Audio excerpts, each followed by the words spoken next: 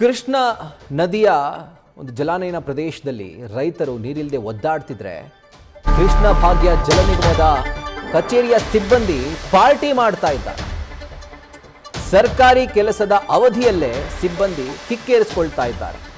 ಕಚೇರಿಗೆ ಚಕ್ಕರ್ ಹಾಕಿ ಡಾಬಾದಲ್ಲಿ ಮಸ್ತಾಗಿ ಎಣ್ಣೆ ಪಾರ್ಟಿ ಮಾಡಿದ್ದಾರೆ. ಯಾರ್ಯಾರು? ಮ್ಯಾನೇಜರ್, SDA ಸೇರಿದಂತೆ ಇತರೆ ಸಿಬ್ಬಂದಿ.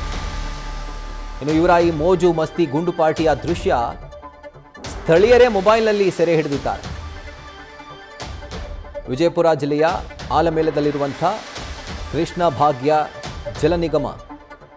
ಸೊ ಈ ಒಂದು ಅಧಿಕಾರಿಗಳು ಏನು ಕೆಲಸ ಮಾಡಬೇಕು, ಎಲ್ಲೆಲ್ಲಿ ಸಮಸ್ಯೆ ಆಗ್ತಾ ಇದೆ ಅಲ್ಲಿ ಹೋಗಿ ಖುದ್ದಾಗಿ ತೆರಳಿ ರೈತರ ಸಮಸ್ಯೆಯನ್ನು ಆಲಿಸಬೇಕು. ಎಷ್ಟು ಎಕರೆ ಕೃಷಿ ಭೂಮಿ ಹಾಳಾಗಿದೆ, ಮಳೆ ಕೈಕೊಟ್ಟಿದ್ರಿಂದ, ನೀರಿಲ್ಲದೆ ಇರೋದ್ರಿಂದ ಎಷ್ಟು ಎಕರೆ ಭೂಮಿ ಒಣಗಿದೆ, ಇದರ ರಿಪೋರ್ಟನ್ನು ಸಬ್ಮಿಟ್ ಮಾಡಬೇಕಾದಂಥದ್ದು ಅವರ ಜವಾಬ್ದಾರಿ.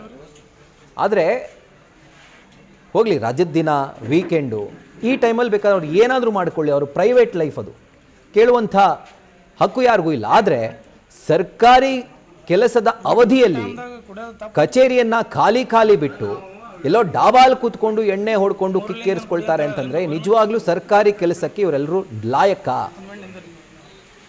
ಇವರೆಲ್ಲರೂ ಕೂಡ ಸರ್ಕಾರಿ ಅಧಿಕಾರಿಗಳು, ನೌಕರರು ಅಂತ ಕರೆಸ್ಕೊಳ್ಳೋದಕ್ಕೆ ಇವರಿಗೆ ಯೋಗ್ಯತೆ ಇದೆಯಾ? ಒಂದು ಕಡೆ ಉತ್ತರ ಕರ್ನಾಟಕ ತೀವ್ರ ಅಲ್ಲ, ಭೀಕರ ಬರಗಾಲದಿಂದ ಒದ್ದಾಡ್ತಿದೆ. ರೈತರು ಹನಿ ಹನಿ ನೀರಿಗೂ ಕೂಡ ಪರಿತಪಿಸ್ತಾ ಇದ್ದಾರೆ. ಇನ್ನೊಂದು ಕಡೆ ಕೃಷ್ಣ ಭಾಗ್ಯ ಜಲ ನಿಗಮದ ಅಧಿಕಾರಿಗಳು, ಸಿಬ್ಬಂದಿ ಈ ರೀತಿಯಾಗಿ ಎಣ್ಣೆ ಪಾರ್ಟಿ ಮಾಡಿಕೊಂಡು ಕಿಕ್ಕೇರಿಸ್ಕೊಂಡು, ಅದು ಸರ್ಕಾರಿ ಕೆಲಸದ ಅವಧಿಯಲ್ಲೇ. ಇದನ್ನು ಸ್ಥಳೀಯರೇ ಮೊಬೈಲ್ನಲ್ಲಿ ರೆಕಾರ್ಡ್ ಮಾಡಿ ಮಾಧ್ಯಮಗಳಿಗೆ ಕಳಿಸಿರುವಂಥದ್ದು. ಸ್ಥಳೀಯರ ಮೊಬೈಲ್ನಲ್ಲಿ ಸರಿಯಾಗಿರುವಂಥ ವಿಡಿಯೋ ಇದು. ಅಲ್ಲಿ ಕೂತಿರೋರು ಯಾರು ಕೂಡ ಕಾಮನ್ ಪಬ್ಲಿಕ್ ಅಲ್ಲ, ಅದು ಪ್ರತಿಯೊಬ್ಬರು ಕೂಡ ಕೃಷ್ಣ ಭಾಗ್ಯ ಜಲ ನಿಗಮದ ಅಧಿಕಾರಿಗಳೇ. ಸರ್ಕಾರಿಯ ಕಚೇರಿ ಕೆಲಸದ ಅವಧಿ ಏನಿದೆ, ಆ ಕೆಲಸದ ಅವಧಿಯಲ್ಲಿ ಎಣ್ಣೆ ಪಾರ್ಟಿ ಮಾಡ್ತಾ ಇರುವಂಥದ್ದು. ಹೋಗ್ಲಿ, ಕೆಲಸ ಮುಗಿಸಾದ್ರೂ ಅದೇ ಜಾಗದಲ್ಲೇ ಕೂತ್ಕೊಂಡು ಕುಡ್ದಿದ್ರೆ ಬಹುಶಃ ಯಾರು ಕೂಡ ಕೇಳ್ತಾ ಇರಲಿಲ್ಲ, ಕೇಳೋದಕ್ಕೆ ಬರೋದು ಇಲ್ಲ ಬಿಡಿ.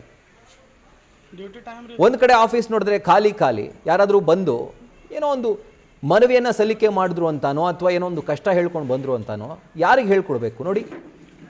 ಆ ಖಾಲಿ ಇರುವಂಥ ಕೊಠಡಿಯಲ್ಲಿರೋ ಗೋಡೆ, ಚೇರು, ಟೇಬಲ್ಲು, ಕಬೋರ್ಡು ಇಂಥದ್ದಕ್ಕೆ ಹೇಳಬೇಕಷ್ಟೆ.